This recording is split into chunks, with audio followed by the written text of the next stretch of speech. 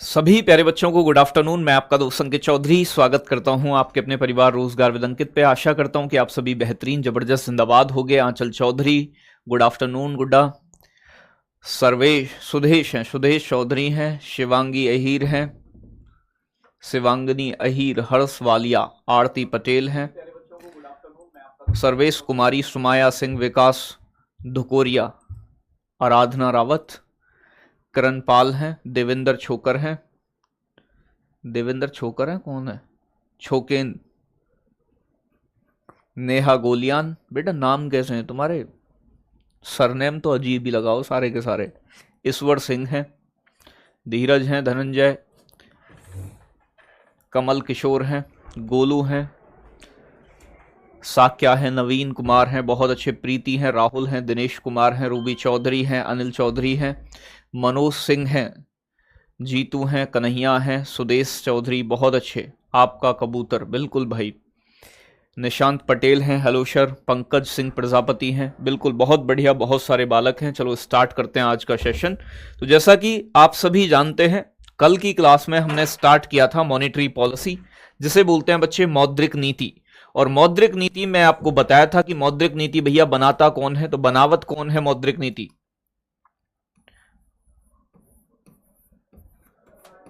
Monetary policy,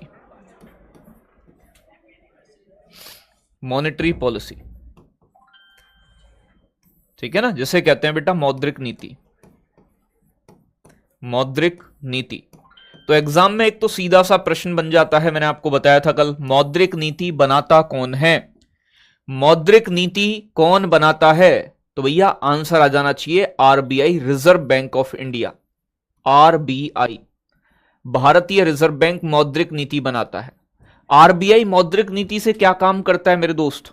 RBI मौद्रिक नीति के द्वारा, मॉनेटरी पॉलिसी के द्वारा क्या कंट्रोल करता है, क्या नियंत्रित करता है? मनी सप्लाई को कंट्रोल करता है, मनी सप्लाई, ठीक है ना भाई, कल बताए थे, बात ध्यान होगी आपको।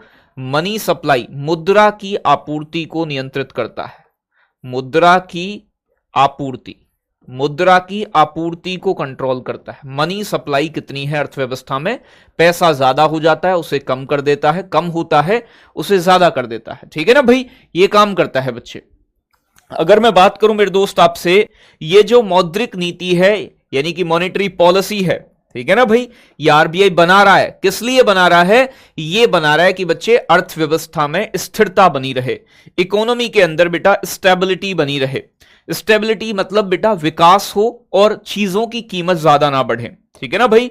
तो अर्थव्यवस्था क्या रहे? स्थिर रहे, और आर्थिक विकास हो यानी कि इन्फ्लेशन कंट्रोल करने के लिए, इन्फ्लेशन यानी कि मुद्रास्फीति यानी कि महंगाई को कम करने के लिए ऐसा करता है, महंगाई का नियंत्रण करता है, महंगाई को कम करता है आरबीआई, जिससे क्या हो? इकोनॉमिक डेवलपमेंट, आर्थिक विकास हो और चीजों की कीमत ज्यादा ना बढ़े, आर्थिक विकास हो, इकोनॉमिक डेवलपमेंट हो, इसलिए आरबीआई ऐसे कारनामे करता रहता है, ठीक है ना भाई। तो ये सारी चीजें डिस्कस की थी मैंने आपको कल। मैं ब्लॉक हूं का अनुपमा गुड़िया, अनुपमा मेरे कबूतर, मेरी कबूतरी, बेटा बिल्कुल भी ब्लॉक नहीं हो, परेशान मत हो आप, ठीक है ना। अब बात करते हैं साथियों, मैंने आपको बताया था कि मौद्रिक नीति के कुछ टूल्स होते हैं, कुछ उपकरण होते हैं, उपकरण जिनके माध्यम से आरबीआई ऐसा करता है, ठीक है ना। तो कल मैंने टूल्स के बारे में आपसे बात की थी। पहला टूल्स मैंने डिस्कस किया था बच्चे आपको, जिसे कहते हैं बैंक रेट, ठीक है ना भाई।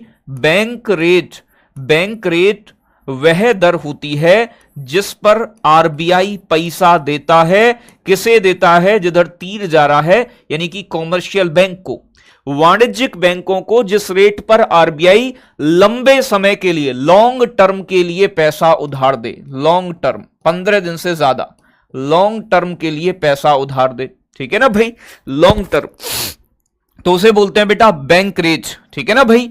फिर इसके बाद मैंने आपको बताया था दूसरा नंबर जिसे कहते हैं रेपो रेट। रेपो रेट, याद करो रेपो रेट के बारे में। रेपो रेट वह दर होती है जिस पर आरबीआई पैसा देता है, किसे? कॉमर्शियल बैंक को, लेकिन बेटा मैक्सिमम 15 दिन के लिए, यानी कि शॉर्ट टर्म के लिए 15 दिन, और बदले में कुछ ना कुछ गिरवी रखवा के देगा, ऐसे ही ना देगा। ठीक है ना भाई। चलो भाई बहुत बढ़िया। प्रिया शेखावत, नाम नहीं लिया तो क्लास नहीं लूंगी। बेटा वो गाना सुना है, कुआं में डूब जाऊंगी, कुआं में डूब जाऊंगी? नहीं सुना है तो एक बार सुनो जाके भी। ठीक है ना, तो ये चीज ध्यान रखनी है। फिर मैंने आपको बताया था बेटा, रेपो रेट के बाद रिवर्स रेपो रेट, तीसरा टूल, तीसरा reverse repo rate, reverse repo rate, reverse repo rate. ध्यान है ना, रिवर्स रेपो रेट, उल्टी रेपो रेट, उल्टी वाली बेटा, उल्टी चलती है जो। रिवर्स रेपो रेट में कॉमर्शियल बैंक अपना पैसा जमा कराते हैं reserve bank of India, RBI के पास, और आरबीआई बदले में ब्याज देता है उन्हें। बात समझ में आ रही है? तो ये थी आपकी रिवर्स रेपो रेट जो उल्टी हो। अब अगर मैं बात करूं बच्चे आपसे कि अगर ऐसा हो कि आरबीआई रिवर्स रेपो रेट को बढ़ा दे तो क्या प्रभाव पड़ेगा? बाजार में मुद्रा कम होगी, क्योंकि बैंक अपना पैसा आरबीआई के पास जमा कराना चाहेंगे। बात समझ में आ रही है ना? चलो बहुत बढ़िया। अब देखो आगे बात समझनी है। अगर मैं बात करूं बच्चे, नहीं सर आपकी क्लास ज्यादा इंपॉर्टेंट है, बेटा आप सभी को नहीं सुनना है, वो तो उस गुड़िया के लिए था सॉन्ग स्पेशल, कुआं में डूब जाऊंगी वाला। ठीक है ना, बाकी आप तो सभी क्लास लो। तो आगे बात करूं बेटा, अगला बताया था चौथा नंबर मैंने आपको, जिसे बोलते हैं CRR। CRR बेटा फुल फॉर्म पूछ लेता है इसकी, cash reserve ratio, cash reserve ratio, जिसे बोलते हैं बेटा आपका नकद आरक्षित अनुपात, नगद आरक्षित अनुपात, नगद आरक्षित अनुपात, कैश रिजर्व रेशियो। यानी कि उसमें होता क्या है, यानी कि आरबीआई की गाइडलाइन होती है बेटा कि आपको ना कुछ पैसा कैश के रूप में कहां देना पड़ेगा? आरबीआई के पास। तो कॉमर्शियल बैंक जो सीबी होते हैं, अपनी जमा का कुछ पैसा आरबीआई के पास, अपनी जो जमा है, इनके पास जो जमा पूंजी है, लोन देने से पहले उस जमा में से एक रेशियो, यानी कि एक हिस्सा, एक रेशियो कैश के रूप में कहां जमा कराते हैं? आरबीआई के पास। कहीं को रख लो जी ये। ठीक है ना भाई। तो सीआरआर कैश रिजर्व रेशियो क्या होता है? जिसमें वाणिज्यिक बैंकों को लोन देने से पहले अपनी जमा मान लो 100 रुपए है, और वर्तमान में सीआरआर मान लो 4% चल रहा है, तो 100 में से 4 का नोट निकाल के कैश में ले जाकर देना पड़ेगा आरबीआई को। ठीक है ना भाई। ये पैसा कब काम आता है? जब दिवालिया, बैंकरप्ट होते हैं। ठीक है ना भाई। चलो भाई, मैं सॉन्ग नहीं सुनती, कोई रागनी हो तो बताओ। बेटा हाँ, रागनी भी सुनाएंगे, मैं ही सुनाता हूं बेटा, कतई एकदम रागनी बहुत तगड़ी। तो सीआरआर हो गया बच्चे। इसके बाद अब देखो आगे, इतना मैं आपको कल बता चुका था। अब आगे बात करते हैं बच्चे, आपका बचा एसएलआर। एसएलआर सुना है ना, जिसे कहते हैं स्टैट्यूटरी लिक्विडिटी रेशियो। एसएलआर 5वां नंबर जो आज से आपको पढ़ना है, मतलब अब स्टार्ट करना है, जिसे कहते हैं एसएलआर। एसएलआर की फुल फॉर्म होती है बेटा स्टैट्यूटरी लिक्विडिटी रेशियो। ठीक है ना, क्या बोलते हैं बच्चे?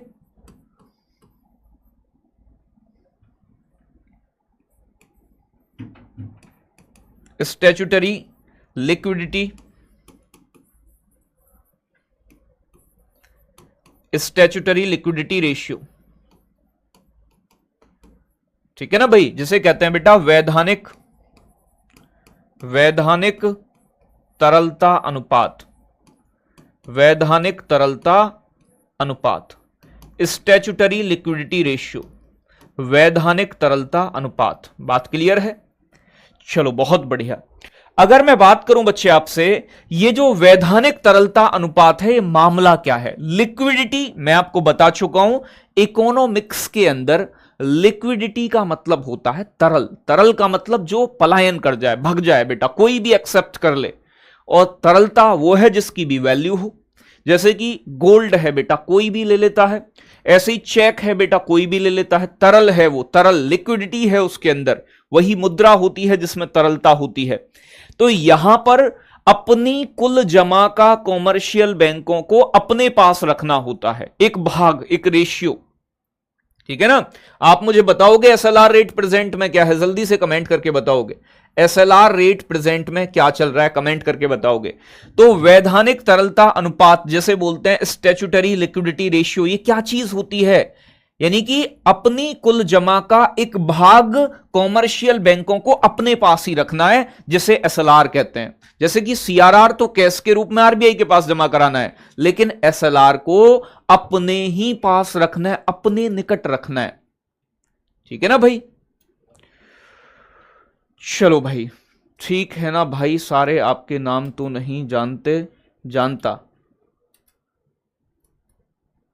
मैं सिलेक्शन के बाद आपसे मिलूंगा। फिरोज खान, बिल्कुल मेरे दोस्त, बिल्कुल मोस्ट वेलकम फिरोज भाई।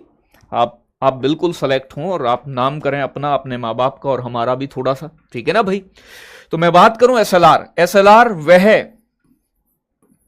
वह राशि है, राशि बोलो या अमाउंट बोलो या फिर धन बोलो या हिस्सा बोलो, ठीक है ना। राशि बोलो या रेशियो बोलो, रेशियो का मतलब हिस्सा।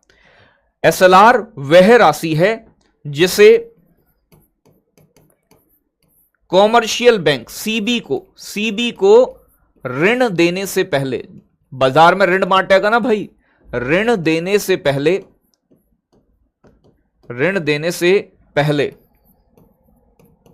अपने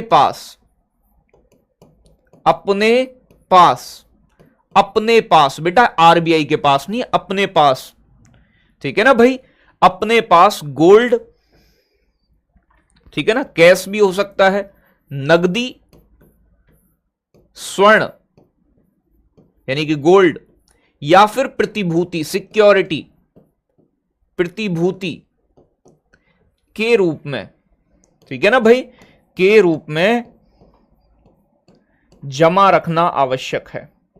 ठीक है ना भाई, जमा रखना आवश्यक है। देखो अभी मैं समझाऊंगा तुम्हें और तुम्हारी समझ में बिल्कुल खोपड़ी में सीधा सीधा आ जाएगा। कितना चल रहा है बेटा, 18% चल रहा है, 18%। एसएलआर कितना चल रहा है, 18%। तो ध्यान रखना है, कॉमर्शियल बैंक डेली बेसिस पे अपना सीआरआर एसएलआर मेंटेन करते हैं, ये बात ध्यान रखनी है। अगर मैं बात करूं मेरे दोस्त एसएलआर को कैसे समझोगे, जैसे सीआरआर को समझाता, देखो भाई अगर मैं बात करूं आपसे, यहां पर सीआरआर की कैश रिजर्व रेशियो की आप समझ गए हो जिसे, और एक है आपके पास एसएलआर। तो सीआरआर और एसएलआर में अंतर क्या है भैया, ये डेली बेसिस पे मेंटेन करने होते हैं कॉमर्शियल बैंकों को। एसएलआर वह दर होती है जिसे कॉमर्शियल बैंक क्या चाहता है, ज्यादा से ज्यादा लोन देगा, जब ही तो फायदा में पहुंचेगा इसे। तो कॉमर्शियल बैंक को बेटा अपने कुल जमा का, यानी कि कुल जमा कितना है बेटा, 100 रुपए कुल जमा है, मान लो कुल पैसा 100 रुपए है कॉमर्शियल बैंक के पास, और एसएलआर रेट कितना चल रहा है बच्चे, 18%। तो अपने 100 रुपए कुल जमा का 18% यानी कि बेटा 18 रुपए अलग निकालेगा, और 18 रुपए ले जाके कहां रख लेगा, अपने पास ही इकट्ठा रख लेगा, अपने पास ही। ठीक है ना भाई, कॉमर्शियल बैंक को एसएलआर अपने पास ही रखना होता है। 18 रुपए निकाले, बचे कितने, बाकी के बचे जितने भी, और बेटा जितना सीआरआर होता है, सीआरआर को अलग निकाल के आरबीआई के पास पहुंचा देता है। ठीक है ना, इसे अपने पास ही रख लेता है। देखो सीआरआर जो होता है ये हमेशा कैश के रूप में आरबीआई के पास जाता है, कैश के रूप में जाएगा आरबीआई के पास। यानी कि बच्चे अंतर क्या है, सीआरआर आरबीआई के पास जमा होता है और ये कैश के रूप में होता है, नगदी के रूप में, जबकि बच्चे ये जो एसएलआर होता है इसे बैंक अपने ही पास जमा रखते हैं, अपने पास जमा रखना जरूरी है। और बच्चे किस रूप में हो सकता है, ये नगदी के रूप में हो सकता है, कैश के रूप में हो सकता है। इतने पैसे का 18% पैसे का बैंक अपने पास स्वर्ण यानी कि गोल्ड भी रख सकते हैं, और बेटा कोई सरकारी प्रतिभूति भी रख सकते हैं। प्रतिभूति मतलब बेटा सिक्योरिटी कहते हैं प्रतिभूति को, बात समझ में आ रहा है ना। तो कोई प्रतिभूति भी रख सकते हैं, कोई सिक्योरिटी भी रख सकते हैं, बात क्लियर आ रही है। तो सीआरआर में एसएलआर में अंतर आपको पता चला। एक तो इनकी फुल फॉर्म पूछी जा सकती है आपसे, दूसरी चीज पूछेगा कि सीआरआर क्या है। तो भैया सीआरआर वह अनुपात, वह रेशियो, वह पैसा जिसे कॉमर्शियल बैंकों को आरबीआई के पास कैश के रूप में जमा करना होता है। एसएलआर बेटा वो पैसा है जो कॉमर्शियल बैंक को अपने ही पास जमा रखना होता है, लेकिन यह जरूरी नहीं है कि कैश के रूप में हो, यह कैश भी हो सकता है, गोल्ड भी हो सकता है और कोई सिक्योरिटी भी हो सकती है। टी बिल क्या हो? टी बिल होता है बेटा, जैसे चेक होता है ना, टी बिल होता है ट्रेजरी बिल। ट्रेजरी बिल अंग्रेजी में तो ट्रेजरी बिल बोलते हैं, हिंदी में सरकारी हुंडी। एक ऐसा पर्चा, एक ऐसा पेपर जिसकी अपनी एक वैल्यू हो, अपनी एक वैल्यू। जैसे देखा ना 10 रुपए का इंस्टाम्प देखते हो आप, 1000 का इंस्टाम्प देखते हो, इंस्टाम्प पेपर। इंस्टाम्प पेपर का मतलब बेटा वो मुद्रा नहीं है, लेकिन इंस्टाम्प पेपर एक प्रतिभूति है, उसकी अपनी एक वैल्यू है। तो प्रतिभूति का मतलब एक ऐसा डॉक्यूमेंट जिसकी अपनी कीमत हो। ठीक है ना भाई? बेटा देखो दोनों ही टोटल में से कैलकुलेट होते हैं, टोटल में से कैलकुलेट होते हैं। 18% आपका एसएलआर और बाकी का सीआरआर रेट जो भी चल रहा है। ठीक है ना भाई? बेटा टोटल में से जाते हैं दोनों चीज, कुल एनडीटीएल का 18% ये जाएगा और ये जाएगा, दोनों कट जाएंगे दोनों। ठीक है ना भाई? सिक्योरिटी मतलब बेटा, सिक्योरिटी हुंडी क्या होती है? अरे बेटा एक सरकारी डॉक्यूमेंट, एक सरकारी पेपर, ऐसा पेपर जिसकी कीमत हो। जैसे चेक होता है ऐसे ही पेपर होता है, एक डॉक्यूमेंट होता है जिसे बेचा जा सकता है। बात समझ में आ रही है ना? जैसे क्या करते हो आप, आपका एक चेक है, मैं चेक साइन करके दे दूं 10,000 का, वो आपके लिए क्या है? एक डॉक्यूमेंट। आप उसे चेक कह लो या सिक्योरिटी कह लो, प्रतिभूति कह लो, एक ही बात है। ठीक है ना भाई? तो ऐसा पेपर, ऐसा डॉक्यूमेंट जिसकी अपनी मॉनिटरी वैल्यू हो, सिक्योरिटी कहलाती है। बात क्लियर है? चलो, हां बेटा जमीन का डॉक्यूमेंट भी सिक्योरिटी हो सकता है। बात क्लियर है ना?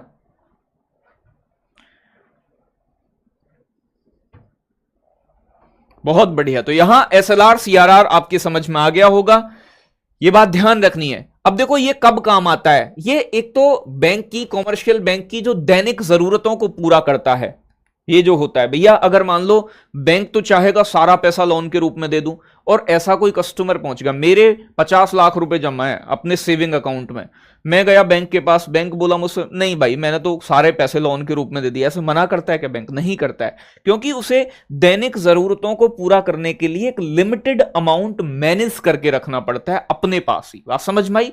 तो एसएलआर क्या काम करता है? बैंक की दैनिक जरूरतों को पूरा करता है। ठीक है ना भाई? जैसे कि सीआरआर क्या काम करता है कि जब बैंक दिवालिया घोषित होता है तो आरबीआई वापस कर देता है, बैंक करप्ट होता है तब। तो जब बैंक पर संकट पिंकट आए तो तब ये पैसा वापस किया जाता है। जैसे कि आपकी मम्मी आपके पिताजी की जेब में से 500 रुपया का नोट मार देती हैं हर हफ्ते। ठीक है ना भाई? साल में जमा कर लिए 5-7-10 हजार रुपया, अचानक से आपके पिताजी पे संकट आ जाए, पैसा नहीं है, तो वो सीआरआर निकाल के ले आते हैं, मम्मी दे देती हैं, लो पड़ोसन से लाई हूं लेकिन दे दियो और फालतू लूंगी, इतने में ही काम ना करूंगी। समझ रहे हो ना मेरी बात? तो मतलब पापा की जेब से ही निकाले, लेकिन वो सीआरआर है, कैश रिजर्व रेशियो है, कि कैश रिजर्व रख के रखा हुआ है। ठीक है ना भाई? चलो बेटा जो चीजें बताई हैं इससे ज्यादा एग्जाम में नहीं आता है, इसलिए अपना माथा पच्ची करने की अपेक्षा मेरी चीजों पर थोड़ा सा ध्यान दोगे तो ज्यादा बढ़िया समझ में आएगा। ठीक है ना? तो इसलिए दिमाग को उतना ही चलाओ जितना मैं कह रहा हूं, उससे फालतू चलाने की जरूरत नहीं है। ठीक है ना बच्चे? आगे बात करते हैं। सीआरआर एसएलआर हो गया है बच्चे आपका, दोनों चीजें समझ लिए हैं। एक होता है बच्चे आपका ओएमओ, ठीक है ना, जिसे कहते हैं ओपन मार्केट ऑपरेशन, खुले बाजार की क्रिया, बहुत पूछा जाता है एग्जाम में। OMO, open market operation, open market operation, operation भी करे है आरबीआई। अच्छा जी, ऑपरेशन भी करता है बेटा, ये वो वाला ऑपरेशन नहीं है, ये है बच्चे, इसे हिंदी में कहते हैं खुले बाजार की क्रिया, खुले बाजार की क्रिया, खुले बाजार की क्रिया, ओपन मार्केट ऑपरेशन, खुले बाजार की क्रिया। अब आप कहोगे गुरुजी क्रिया प्रिया क्या बता रहे हो तुम? बेटा ये ओपन मार्केट ऑपरेशन जो होता है ना, इसमें क्या होता है ये कह रहे हैं भाई कि purchase and sales of securities in open market by RBI. ठीक है ना। तो ओपन मार्केट टर्म का अर्थ क्या है? ओपन मार्केट टर्म रेफर करता है कि RBI, reserve bank of India, RBI द्वारा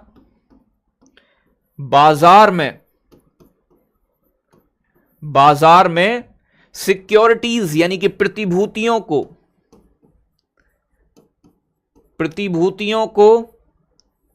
प्रतिभूति बोले तो बच्चे मैं फिर बता दे रहा हूं, सिक्योरिटीज को खरीदा और बेचा जाता है। ठीक है ना भाई, खरीदा और बेचा जाता है। अभी समझाऊंगा, प्यार से समझ में आ जाएगा। खरीदा और बेचा जाता है। तो ओपन मार्केट ऑपरेशन में क्या करता है? आरबीआई बाजार में प्रतिभूतियों को खरीदता है और बेचता है। ठीक है ना बच्चे। अब देखो ध्यान से समझना है जो चीज मैं आपको समझाना चाह रहा हूं। ऐसा समझो बेटा, ये आपके सामने एक पेपर है, ये वाला दिख रहा है ना, एक पेपर। ये एक पेपर मुद्रा बाजार क्या होता है सौरभ सैनी? बेटा शांति भी कोई चीज होती है, प्यार से नहीं मिलती तो हम वैसे जबरदस्ती दे देते हैं। तो थोड़ा सा शांति रखोगे तो मुद्रा बाजार भी आएगा, नहीं तो बाजार में तुम्हें मुर्गी के में ले जाऊंगा और वहीं बेटा, ठीक है ना, 250 के बेच दूंगा तुम्हें सारों को। यहां समझो, ये एक पेपर है, एक कागज है। इस कागज की अगर मैं कहूं 5 करोड़ रुपए वैल्यू है, ये एक डॉक्यूमेंट है। तो ऐसा डॉक्यूमेंट जिसकी अपनी एक मौद्रिक वैल्यू हो, उसे हम क्या कहते हैं बच्चे? सिक्योरिटी कहते हैं। बात समझ में आ रही है? जैसे कि आप किसी को चेक दे देते हो, चेक देखा है ना आपने, तो चेक अगर किसी को खरीदा गलत लिखा है तो बेटा सही कर लेना, ठीक है ना, कोई दिक्कत ना, सही कर लेना, ऐसी बात है। तो जो तुम्हें ठीक लगे कर लिया करो कभी कभी। तो कहने का मतलब ये क्या है बेटा? ये एक पेपर है, एक डॉक्यूमेंट। तो सिक्योरिटी क्या होती है? प्रतिभूति का मतलब है ऐसा कागज जिसकी अपनी एक मौद्रिक मूल्य होता है, ऐसे कागजों को बेचता है और खरीदता है। अब मान लो मैं ये कह दूं कि ये जो कागज है इसकी कीमत है बेटा 500 रुपए, 500 रुपए। अगर आरबीआई को लगता है बेटा कि बाजार में ज्यादा पैसा पहुंच गया है, ठीक है ना भाई, तो आरबीआई इन कागजों को बेचना शुरू कर देगा। बेच के क्या फायदा मिलेगा? देखो ध्यान से समझो, आरबीआई अगर कागज बेच रहा है, प्रतिभूति बेच रहा है, तो तुम्हारे पास, यानी कि मैं आरबीआई हूं और तुम हो खरीदार, ग्राहक हो बाजार में, ठीक है ना। मैंने कहा भैया प्रतिभूति ले लो, आपने प्रतिभूति ली, बदले में मुझे, अगर ये 500 रुपए कीमत की है, 500 करोड़ की है, तो मैं ये कागज दे रहा हूं, बदले में 500 करोड़ आप मुझे दे रहे हो। इसका मतलब क्या है? जब आरबीआई प्रतिभूतियों को बेचता है तो बाजार का पैसा आरबीआई के पास पहुंचता है, जिससे महंगाई कम हो जाती है। ठीक है ना भाई।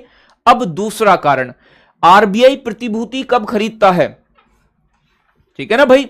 देखो भाई, अगर मैं प्रतिभूति बेच रहा हूं, मैं बेच रहा हूं, तो इसका मतलब मेरी प्रतिभूति है ये डॉक्यूमेंट, मैं ये तुम्हें बेच रहा हूं, इसका मतलब आपका पैसा मेरे पास आ रहा है। ठीक है ना भाई। तो इसका मतलब क्या है? इसका मतलब यह है कि जब आरबीआई प्रतिभूति बेचता है तो कागज तो ये तुम्हें दे देता है, बदले में पैसे अपने पास ले लेता है। बात क्लियर हो गई है? तो ये क्या हो रहा है? बाजार का पैसा कम करने के लिए प्रतिभूतियों को बेचता है। प्रतिभूति खरीदता कब है? खरीदता तब है जब बाजार में मंदी होती है। मंदी होती है तो आरबीआई पैसे देता है और प्रतिभूति अपने पास ले लेता है। बात समझ में आ रही है ना?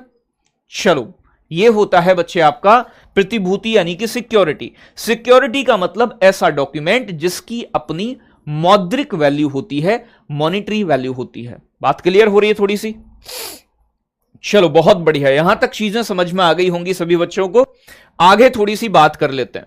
आगे बात करते हैं बच्चे आपका कुछ स्पेशल बैंकों के बारे में। ठीक है ना। ये आपकी मौद्रिक नीति खत्म हो गई है। अब एग्जाम में पता है आपसे कैसे प्रश्न पूछ लेगा? कौन, देखो आपको आंसर करना है, मौद्रिक नीति कौन बनाता है? मौद्रिक नीति किस तरीके के प्रश्न बनते हैं? मौद्रिक नीति कौन बनाता है? ठीक है ना, ऐसे प्रश्न पूछेगा। तो मैं कुछ प्रश्न आपसे पूछ लेता हूं, आपको पता चल जाएगा। ए आ गया आपका वित्त मंत्रालय, दे दिया फाइनेंस मिनिस्ट्री, वित्त मंत्रालय बनाता है। बी ऑप्शन दे दिया आपका SEBI, securities and exchange board of India, SEBI बनाता है। सी ऑप्शन दे दिया आपका SBI, state bank of India बनाता है। डी ऑप्शन दे दिया बच्चे आपको नाबार्ड बनाता है, नाबार्ड, ठीक है ना, 4 ही ऑप्शन देगा। और ई ऑप्शन दे दिया, मान लो 5 ऑप्शन है, RBI reserve bank of India बनाता है। तो कौन बनाता है जल्दी से बताओगे कमेंट करके। एक प्रश्न और पूछ लेते हैं आपसे, ठीक है ना। एक कौन सा मौद्रिक नीति का साधन नहीं है, कौन सा मौद्रिक नीति का, एक प्रश्न लिख लेना अपनी कॉपी में, कौन सा मौद्रिक नीति का साधन या फिर उपकरण नहीं है, मौद्रिक नीति का उपकरण नहीं है, टूल नहीं है, ठीक है ना। Which of the following is not a tool of monetary policy, मौद्रिक नीति का टूल नहीं है। ए ऑप्शन दे दिया रिवर्स रेपो रेट, RRR, ठीक है ना भाई। बी ऑप्शन दे दिया SLR, statutory liquidity ratio. C option दे दिया CRR और डी ऑप्शन दे दिया बच्चे टैक्सेशन, ठीक है ना, कर, यानी कि टैक्सेशन जैसे कहा जाता है। तो बताओ मुझे फटाफट से कमेंट करके दोनों का आंसर क्या होगा। बिल्कुल बेटा, इसका आरबीआई बनाता है, बिल्कुल सटीक आंसर, बहुत बढ़िया, ठीक है ना। मौद्रिक नीति का उपकरण कौन सा नहीं है, टूल कौन सा नहीं है, बताओ जल्दी से सही आंसर क्या होगा। छोटू मोटू सभी बालक आंसर कर रहे हैं। जीविका सिंह, सर डॉक्यूमेंट में क्या होता है। बेटा ये बुद्धि का यूज अगर करोगे तो बेटा दिमाग जो थोड़ा सा ना ये सस्ता हो जाएगा, अभी बेचोगे बहुत महंगा बिकेगा, ठीक है ना भाई। अब देखो मैंने आपको बताया ना कि आरबीआई मौद्रिक नीति में रेपो रेट, SLR, CRR ये सारी चीजें करता है, लेकिन जो टैक्स होते हैं ना ये फिजिकल पॉलिसी का पार्ट होते हैं। राजकोषीय नीति फिजिकल पॉलिसी का टूल है, फिजिकल पॉलिसी राजकोषीय नीति का उपकरण है। कर, टैक्सेशन, टैक्सों को घटाया जाना बढ़ाया जाना कौन करती है, फाइनेंस मिनिस्ट्री करती है, आपकी वित्त मंत्रालय के अधीन होता है। तो टैक्स किसका है, फिजिकल पॉलिसी का। पूछ लेगा CRR का फुल फॉर्म क्या है, आपसे पूछ लेगा कि अगर आरबीआई CRR को बढ़ा दे तो मनी सप्लाई पर क्या प्रभाव पड़ेगा, जो मौद्रिक आपका मुद्रा महंगाई है उस पर क्या प्रभाव पड़ेगा। चलो एक क्वेश्चन पूछता हूं, अगर आरबीआई, ऐसे प्रश्न पूछेगा थोड़ा जो घुमा के पूछता है, अगर आरबीआई CRR बढ़ा दे तो, CRR कैश रिजर्व रेशियो बढ़ा दे, ऊपर कर दे तो क्या प्रभाव पड़ेगा। तो प्रभाव क्या पड़ेगा, प्रभाव बता दो मुझे तो बेटा, क्या इफेक्ट आएगा। ऑप्शन देगा महंगाई यानी कि मुद्रास्फीति, मुद्रास्फीति बढ़ेगी, बढ़ेगी, महंगाई बढ़ेगी। बी ऑप्शन देगा बच्चे महंगाई घटेगी, घटेगी। सी ऑप्शन देगा बच्चे आपको अपरिवर्तित रहेगी, कोई चेंज नहीं आएगा, अपरिवर्तित रहेगी। और डी ऑप्शन देगा बच्चे नन ऑफ दीज, इनमें से कोई नहीं। क्या होगा सही आंसर जल्दी से बताओ। अगर आरबीआई कैश रिजर्व रेशियो को बढ़ा दे तो क्या प्रभाव पड़ेगा इकोनॉमी में, महंगाई पर। देखो भाई, अगर आरबीआई CRR बढ़ा रहा है, कैश रिजर्व रेशियो, इसका मतलब कि कॉमर्शियल बैंकों को ज्यादा पैसा किसके पास जमा करना पड़ेगा, आरबीआई के पास। इसका मतलब कॉमर्शियल बैंक अब ऋण कम दे पाएंगे, बाजार में ऋण कम दे पाएंगे। ऋण कम देंगे तो इसका मतलब बाजार में पैसा कम होगा, और पैसा बेटा कम होगा तो महंगाई भी क्या होगी, कम होगी। तो इसका मतलब मनी सप्लाई और महंगाई क्या हो जाती है, घट जाती है, कम हो जाती है। ऐसे प्रश्न पूछेगा आपसे, ठीक है ना भाई। चांदनी अघीरी कह रही है डी होगा। बेटा चांदनी उजीता हो जाएगा जीवन में, ध्यान से समझ लोगी तो घटेगी, डिक्रीज करेगी, क्योंकि CRR बढ़ रहा है, मतलब ज्यादा पैसा आरबीआई के पास जमा करना पड़ेगा। एक कह रहा है महंगाई बढ़ेगी। बेटा बढ़ेगी क्यों बढ़ेगी, घटेगी। दिमाग नहीं लगाते हो, पहले ही कहा था दिमाग लगाओगे तो चीजें समझ में आएंगी, नहीं लगाओगे तो दिमाग के ऊपर से चली जाएंगी। ठीक है, चलो बात समझ में आ गई होगी। ये था आपका। आगे बात करते हैं बच्चे NABARD, special bank, special bank, विशेष बैंक जो किसी विशेष क्षेत्र के विकास के लिए बनाए जाते हैं। इनमें मैं बात करूं, पहला बैंक आ जाता है नाबार्ड। नाबार्ड, नाबार्ड की फुल फॉर्म होती है बेटा, कई बार पूछी गई है, national bank for, national bank for national bank for agriculture, national bank for agriculture and rural development, rural development, ठीक है ना भाई। रूरल डेवलपमेंट जिसे हिंदी में कहते हैं राष्ट्रीय कृषि एवं ग्रामीण विकास बैंक, ऐसा बैंक जो कृषि और गांव के विकास के लिए बना है। तो भैया नाम से ही क्लियर है, ठीक है ना। हिंदी में क्या बोलते हैं, राष्ट्रीय कृषि एवं, राष्ट्रीय कृषि एवं, राष्ट्रीय कृषि एवं ग्रामीण विकास बैंक, रूरल डेवलपमेंट वाला बैंक, ग्रामीण विकास बैंक। बात समझ आ रही है? बहुत। हां बेटा, फुल फॉर्म पूछा जाता है अनुपमा, याद रखना है, national bank for agriculture and rural development. अगर मैं बात करूं बच्चे, इसकी स्थापना कब हुई थी, 12 जुलाई 1982 में, ठीक है ना भाई, 12 जुलाई 1982। बहुत इंपॉर्टेंट। हेडक्वार्टर कहां है, मुख्यालय कहां है इसका, मुंबईया में, मुंबई के अंदर है, ठीक है ना। मुंबई हमको जम गई, मुंबई के अंदर है बच्चे, ध्यान रखना है। और क्या ध्यान रखना है बच्चे, किस कमेटी की रिकमेंडेशन पे इसकी स्थापना हुई थी, तो ध्यान रखना है बच्चे, इसकी जो स्थापना हुई थी वो हुई थी, नाबार्ड की स्थापना किस समिति की सिफारिश पर हुई, किस कमेटी के, तो शिवरामन समिति, ठीक है ना भाई। किस समिति, शिवरामन समिति, शिवरामन कमेटी की अनुशंसा पर, सिफारिश पर नाबार्ड को स्थापित किया गया, ठीक है ना भाई। चांदनी कह रही है जब मैं करेक्ट आंसर देखती हूं तो आप देखते नहीं हो, रॉन्ग आंसर देती हूं जब देखते हो। हाँ बेटा, ये तो हमारी गलती है, हम अपनी गलती पर काम करेंगे, आज सुधार लेंगे इसे बेटा, आगे से दोबारा ऐसी गलती नहीं होगी। लेकिन तुम गलत देती क्यों आंसर, मैं देखूं इसलिए, हैं? ठीक है ना भाई, बात समझ में आ रही है ना। तो भैया अगर मैं बात करूं, कृषि और ग्रामीण विकास को ऋण उपलब्ध कराने वाली सर्वोच्च संस्था, सबकी दादी है ये, सबसे बड़ी संस्था है कृषि और ग्रामीण विकास की, ठीक है ना भाई। तो ध्यान रखना है, एक पॉइंट लिख लेना है, कृषि और ग्रामीण विकास की सर्वोच्च संस्था नाबार्ड है। कृषि एवं ग्रामीण विकास की, ग्रामीण विकास के लिए,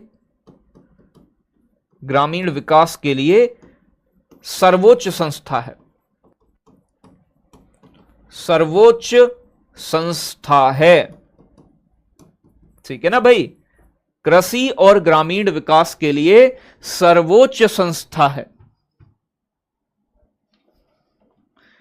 एक कह रहा श्रीलंका में पैसा खत्म हो गया, महंगाई बढ़ रही थी। अरे बेटा, श्रीलंका में फॉरेक्स रिजर्व, विदेशी मुद्रा खत्म हुई थी, देश की मुद्रा थोड़ी ना खत्म हो गई श्रीलंका में। बात क्लियर हो गई है ना यार? चलो बहुत बढ़िया। ये है नाबार्ड आपका। नाबार्ड कृषि के विकास से जुड़ी हुई संस्था है जो एग्रीकल्चर के डेवलपमेंट को देखती है। बात क्लियर है? चलो बहुत बढ़िया। अब बात करते हैं बेटा आरआरबीज, बहुत पूछे जाते हैं। रीजनल रूरल बैंक, क्षेत्रीय ग्रामीण बैंक, ठीक है ना। आरआरबी, आरबीआई मत कर देना, आरआरबी हैं जिन्हें कहते हैं regional rural bank, regional rural bank. Rural मतलब भैया गांव से जुड़े हुए बैंक, तो इन्हें कहते हैं बेटा क्षेत्रीय ग्रामीण बैंक। हिंदी में एग्जाम में पूछता है, क्षेत्रीय, बहुत इंपॉर्टेंट है, क्षेत्रीय ग्रामीण बैंक भैया गांव के लिए। तो भैया गांव में बैंकिंग सुविधा उपलब्ध कराने के लिए, क्योंकि पहले जो बड़े बड़े बैंक है ना, वो गांव पांव में बेटा अपनी शाखा ना खोले करे, गांव का विकास ना करते थे, तो ग्रामीण विकास के लिए रीजनल रूरल बैंक स्थापित किए गए, ठीक है ना भाई। चलो बहुत बढ़िया बालको। तो यहां ध्यान से समझना है, यानी कि उद्देश्य क्या था इनकी स्थापना का, उद्देश्य क्यों खोले गए क्षेत्रीय ग्रामीण बैंक। इनका उद्देश्य था ग्रामीण क्षेत्र को बैंकिंग सुविधा उपलब्ध कराना, ग्रामीण क्षेत्र को, ग्रामीण क्षेत्र को बैंकिंग सुविधा उपलब्ध कराना, बैंकिंग सुविधा बैंकिंग सुविधा उपलब्ध कराना, ठीक है ना। तो गांव में विकास करना, गांव के लिए बैंकिंग सुविधा देना, ये इनका उद्देश्य था। नरसिम्हम समिति की सिफारिश पर इनकी स्थापना की गई। तो समिति कौन सी थी, किस समिति की सिफारिश पर आरआरबीज स्थापित किए गए? नरसिम्हम समिति, नरसिम्हम समिति की सिफारिश पर इन्हें स्थापित किया गया। और आरआरबी की जो स्थापना की गई वो बच्चे कब हुई थी? इनकी स्थापना गांधी जी के बर्थडे पर 2 अक्टूबर में। तो इनकी जो स्थापना हुई रीजनल रूरल बैंक की स्थापना एग्जाम में पूछी जाती है 2 अक्टूबर 1975 में, 1975 में, 2 अक्टूबर 1975 में रीजनल रूरल बैंक को स्थापित किया गया था, ठीक है ना भाई।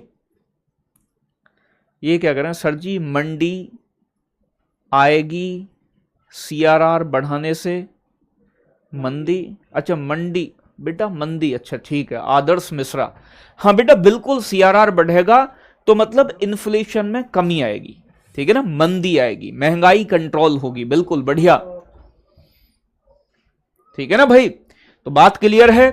तो रीजनल रूरल बैंक कब स्थापित किए गए? 2 अक्टूबर 1975 में। पहला जो आरआरबी खोला गया, पहला रीजनल रूरल बैंक कहां खोला गया? पहला आरबीआई, आरआरबी, प्रथम क्षेत्रीय ग्रामीण बैंक कहां खोला गया? पहला क्षेत्रीय ग्रामीण बैंक कहां स्थापित किया गया? पहला क्षेत्रीय ग्रामीण बैंक प्राथमा बैंक था जिसका नाम, ठीक है ना भाई, कौन सा था? Prathama bank, Prathama bank. और यूपी के मुरादाबाद में खोला गया था, एग्जाम में पूछा गया है, उत्तर प्रदेश के मुरादाबाद में ओपन हुआ था, मुरादाबाद में। तो पहला क्षेत्रीय ग्रामीण बैंक कहां स्थापित किया गया? एग्जाम में प्रश्न पूछे तो उत्तर प्रदेश के मुरादाबाद में। इनकी संख्या बार बार घटती बढ़ती रही है, ठीक है ना, पहले ज्यादा हुआ करते थे, अब ये घटकर कितने रह गए? वर्तमान में आरआरबीज की संख्या कितनी है क्षेत्रीय ग्रामीण बैंकों की? वर्तमान में आरआरबीज की संख्या, रीजनल रूरल बैंक की संख्या 43 है, ठीक है ना। और ध्यान रखना है, दो ऐसे राज्य हैं, दो ऐसे राज्य हैं, कौन कौन से? एक तो बच्चे सिक्किम और एक बच्चे आपका गोवा। सिक्किम और गोवा में एक भी आरआरबी नहीं है, बात समझ में आ रहा है ना।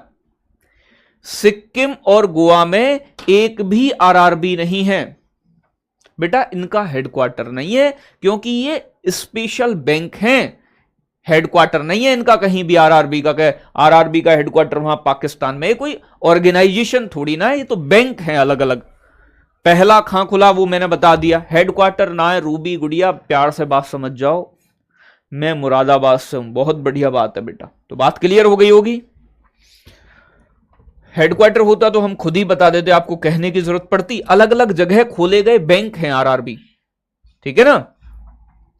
तो बात क्लियर है। अब बात करते हैं बेटा, आरआरबी जब खोला जाता है, कोई भी क्षेत्रीय ग्रामीण बैंक खोला जाएगा, रीजनल रूरल बैंक, आरआरबी की जो ओनरशिप होती है, ओनरशिप का मतलब मालिक कौन होता है, कौन पैसा लगाता है, ओनरशिप। ओनरशिप का मतलब बेटा मालिक कौन है। आरआरबी बैंक खोलना है हमें, मान लो यूपी में, मान लो बिहार में, तो भैया जो आरआरबी बैंक खुलता है उसमें 3 लोगों की हिस्सेदारी होती है, 3 लोग शामिल होते हैं। एग्जाम में बहुत प्रश्न बना यहां से। आरआरबी रीजनल रूरल बैंक में 3 लोगों की हिस्सेदारी होती है। एक होता है बच्चे आपका केंद्र सरकार, केंद्र सरकार, केंद्र सरकार अपना पैसा लगाती है, सेंट्रल गवर्नमेंट। केंद्र सरकार का हिस्सा होता है बेटा 50%, 50%। अगर किसी राज्य में मतलब या केंद्र शासित प्रदेश में कोई भी आरआरबी क्षेत्रीय ग्रामीण बैंक खुलना है तो उसमें 50% पैसा सेंट्रल गवर्नमेंट का होगा, राज्य सरकार लगाती है बेटा 15% पैसा। जिस राज्य में खुलना है, अगर यूपी में खुलना है तो यूपी की सरकार देगी 15% पैसा, ठीक है ना भाई। और बाकी का जो पैसा होता है वो देता है स्पॉन्सर बैंक, स्पॉन्सर बैंक। अब आप कहोगे स्पॉन्सर बैंक कौन से होते हैं, यानी कि इन्हें कहा जाता है बेटा प्रायोजक बैंक, प्रायोजक बैंक। प्रायोजक बैंक मतलब जो आपके कॉमर्शियल बैंक होते हैं ना, कॉमर्शियल बैंक, वही प्रायोजक बैंक होते हैं, जैसे कि एसबीआई हो गया, ठीक है ना। तो बात क्लियर हो रही है। अगर मैं बात करूं बच्चे आपसे, क्षेत्रीय ग्रामीण बैंकों का प्रायोजक बैंक जो होता है वो कितने पैसे देता है? 35% पैसा देता है। बात क्लियर है? कितने देता है बेटा? 35%।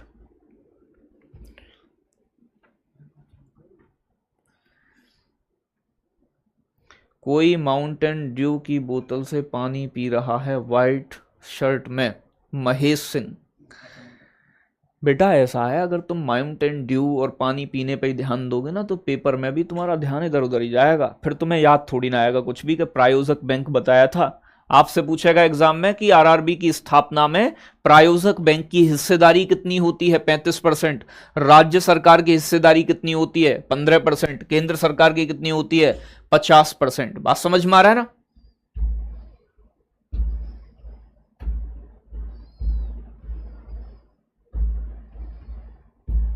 बेटा प्राथमा बैंक पहला क्षेत्रीय ग्रामीण बैंक था।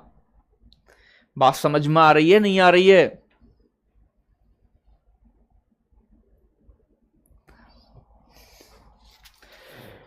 बहुत बढ़िया। और अगर मैं बात करूं बच्चे, जो बाकी के सभी बैंक होते हैं कॉमर्शियल बैंक वगैरह, उन्हें कौन कंट्रोल करता है? आरबीआई कंट्रोल करता है। लेकिन आरआरबीज को कंट्रोल करने का काम, आरआरबीज पर किसका नियंत्रण होता है? शीर्ष संस्था का, कृषि से जुड़ी हुई। तो कौन सी है बेटा? नियंत्रण कौन करता है इसका? नाबार्ड करता है। नाबार्ड, ठीक है ना? तो क्षेत्रीय ग्रामीण बैंकों पर किसका नियंत्रण होता है? कंट्रोल। रूल रेगुलेशन कौन बनाता है? नाबार्ड बनाता है। नाबार्ड। बात क्लियर है ना? चलो भाई बहुत बढ़िया, गजब एकदम। तो यहां तक बात क्लियर हो गई होगी बेटा। नाबार्ड के बारे में जान लिया है आपने, ठीक है ना? नाबार्ड हो गया है आपका, आरआरबी हो गए, रीजनल रूरल बैंक हो गए हैं आपके। आगे बात करूं बच्चे मैं आपसे, और कौन सा बताऊं तुम्हें इंपोर्टेंट सा? इरडा जान लो, आईआरडीए। इरडा इंपोर्टेंट है। तो IRDA, insurance regulatory and development authority, IRDA. IRDA, ठीक है ना भाई? आईआरडीए जिसे बोलते हैं बेटा आपका insurance regulatory, insurance regulatory and development authority. Insurance regulatory and development authority, Hindi में कहते हैं बेटा इसे बीमा विनियामक एवं विकास प्राधिकरण। बीमा सेक्टर को कंट्रोल करना। इंश्योरेंस सेक्टर, बीमा कर देते हैं ना, जीवन बीमा कर दूं मैं तुम्हारा, खेत का बीमा कर दूं। बीमा विनियामक एवं विकास प्राधिकरण। तो इंश्योरेंस सेक्टर को कंट्रोल करने वाली संस्था कौन सी है? इरडा एवं विकास प्राधिकरण, ठीक है ना भाई? Insurance regulatory and development authority. इसकी स्थापना की बात करूं बच्चे, 1999 में स्थापित हुआ था इरडा, ठीक है ना भाई? और अगर मैं बात करूं बच्चे आपका, इसका जो हेडक्वार्टर है, ठीक है ना भाई, इसका जो हेडक्वार्टर है वो कहां है? हैदराबाद के अंदर है। हैदराबाद के अंदर है आपका इरडा का मुख्यालय, ठीक है ना भाई? किसको कंट्रोल करता है? इंश्योरेंस सेक्टर को।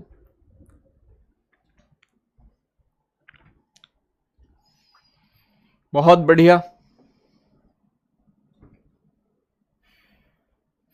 जीविका सिंह बेटा दिमाग में खुजली है तुम्हारे, मैंने बताया ना तुम्हें, तो प्यार से तुम्हारी चीजें समझ में नहीं आती हैं बेटा, ठीक है ना? मैंने आपको बताया कि रीजनल रूरल बैंक की स्थापना कब की गई? तो बेटा 2 अक्टूबर गांधी जी के बर्थडे पर स्थापित किया गया था पहला बैंक, ठीक है ना? तो 2 अक्टूबर 1975।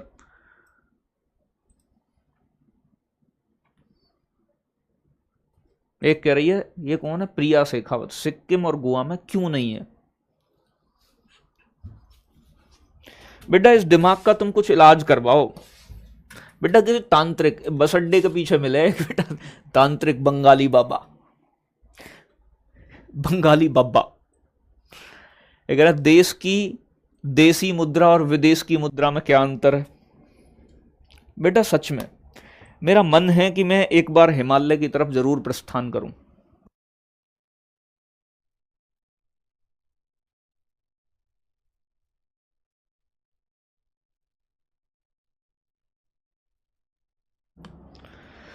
ठीक है ना बच्चे? तुम्हारे प्रश्नों की जो वो है ना कोटि देखकर मुझे लगता है कई बार तो मतलब सच में मैं धन्य हो गया। ठीक है ना?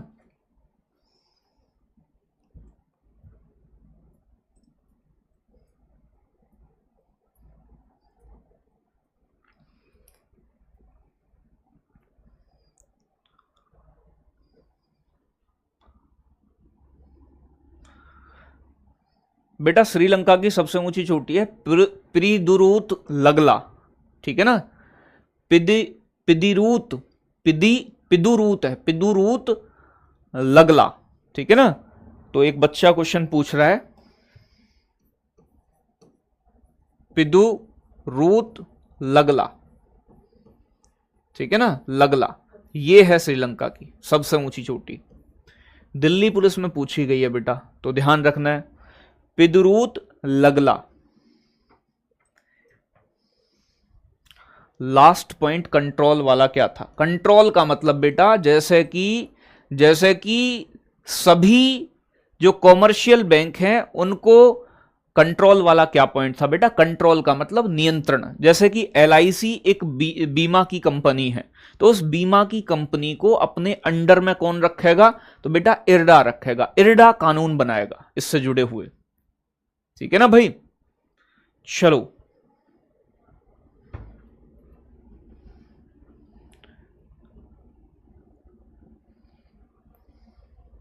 आरबीआई की स्थापना किस समिति की सिफारिश पर हुई? और बेटा 5-7 दिन बाद आना, तब बताऊंगा मैं तुझे बेटा। आरबीआई की स्थापना पूछने आया एक भाई। देखो तुम बेटा जीवन में कुछ करोगे या फिर ऐसे ही मतलब इन्हीं क्वेश्चनों को करोगे? आप में सभी बच्चे नहीं है ऐसे, ऐसे 10% बालक हैं जिनका काम पढ़ाई करना नहीं है, इंजॉय करना ज्यादा है। चलो ठीक है आगे। अब तुम कुछ भी करते रहो बेटा, मैं अब पढ़ा लूं तुम्हें थोड़ी देर। अब बात करते हैं बेटा, जैसे कि एलआईसी होता है, लाइफ इंश्योरेंस कॉरपोरेशन, एक बीमा की कंपनी है। एलआईसी के बारे में आपने सुना होगा, एलआईसी लाइफ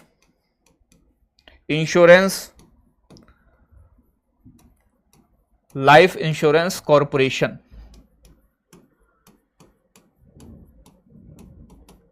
ठीक है ना भाई? भारतीय जीवन बीमा निगम बोल देते हैं वैसे। ठीक है ना भाई?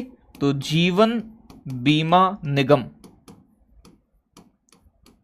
जीवन बीमा निगम ये एक कंपनी है जो इंश्योरेंस करती है। इसका कंट्रोल किसके हाथ में होगा? इरडा के हाथ में। तो मैंने एक कंपनी आपको बता दी है। और इसकी स्थापना कब हुई थी? 1 सितंबर 1956 में। एग्जाम में कई बार पूछा भी गया है कि एलआईसी कब स्थापित की गई, और इसका हेडक्वार्टर कहां है एलआईसी का बेटा? मुंबई के अंदर है। ठीक है ना भाई? मुंबई के अंदर इसका मुख्यालय है एलआईसी का। बहुत बढ़िया, एक बार कमेंट सेक्शन नीचे कर दो। चलो भाई बहुत बढ़िया। आगे बात करूं बच्चे आपसे, एक है आपका सिडबी। इरडा देख लिया, सिडबी। सिडबी के बारे में सुना होगा, small industries development bank of India. ठीक है ना भाई? सिडबी, सिडबी सिडबी क्या करता है? जो छोटे छोटे उद्योग होते हैं ना, स्मॉल इंडस्ट्रीज, उन्हें लोन देता है। तो भैया ध्यान रखना है, स्मॉल इंडस्ट्रीज एग्जाम में पूछा जाता है। Small industries development bank of India, bank of India, small industries development bank of India, भारतीय लघु उद्योग विकास बैंक, छोटे उद्योगों के विकास के लिए। भारतीय लघु उद्योग विकास बैंक, छोटे छोटे उद्योगों के डेवलपमेंट के लिए यह बैंक खोला गया है। ठीक है ना भाई। स्थापना कब हुई थी? 2 अप्रैल 1990 में। बहुत पूछा जाता है।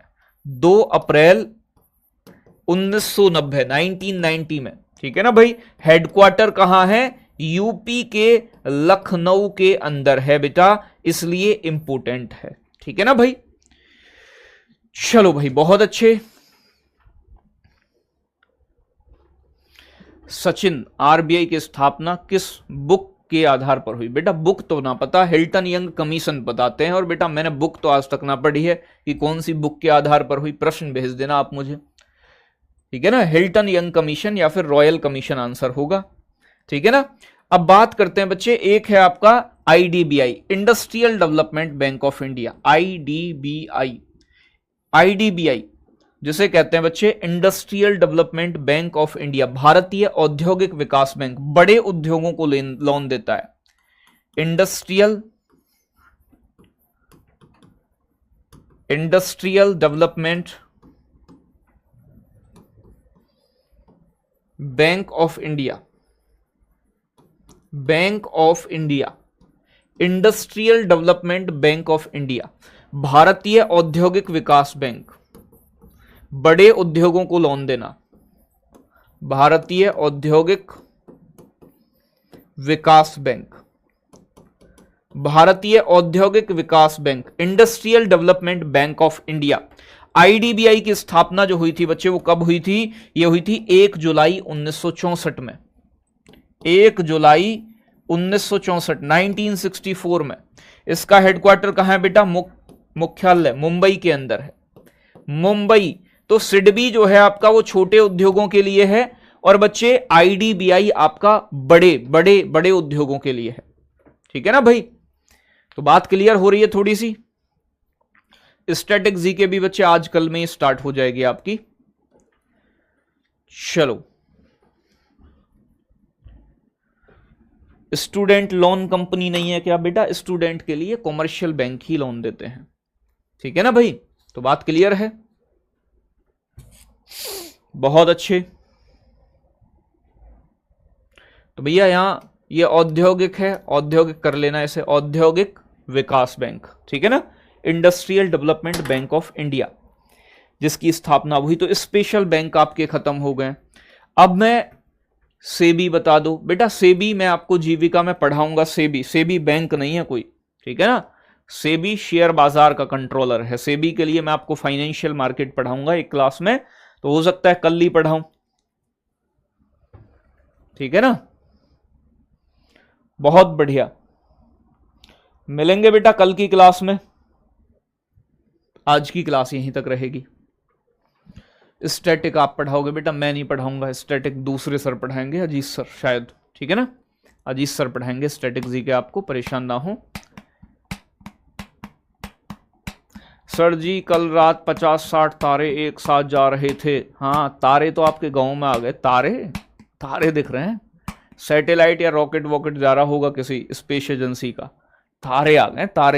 तारे इतने नजदीक आ जाएंगे ना बेटा तो कबूतर बन जाएगा। कबूतर इतनी दूर है सूरज, जब इतना तापमान है, तारे ऐसे बगल से गुजर कर जाएंगे, खोपड़ी फट जाएगी।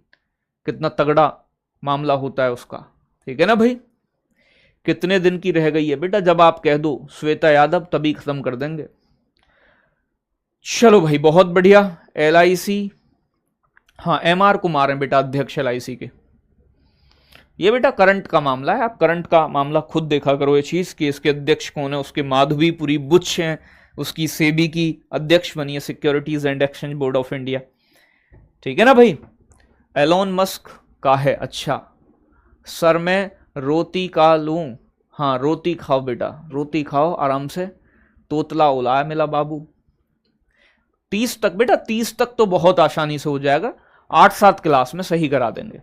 सर अब आप सुनते नहीं हो। हाँ बेटा, मेरे अब कान थोड़े से खिसक गए, इधर को पीछे चले गए, अब सुनता ना हूं मैं आपकी। ठीक है ना भाई। विधि हैं, आशीष हैं, सुमित कुमार हैं, प्रकाश शुक्ला हैं, किट्टू हैं, दिनेश खारा हैं, सत्यम तिवारी हैं। ठीक है बच्चे, मिलेंगे अगली क्लास में। सभी प्यारे दोस्तों को नमस्कार, जय हिंद।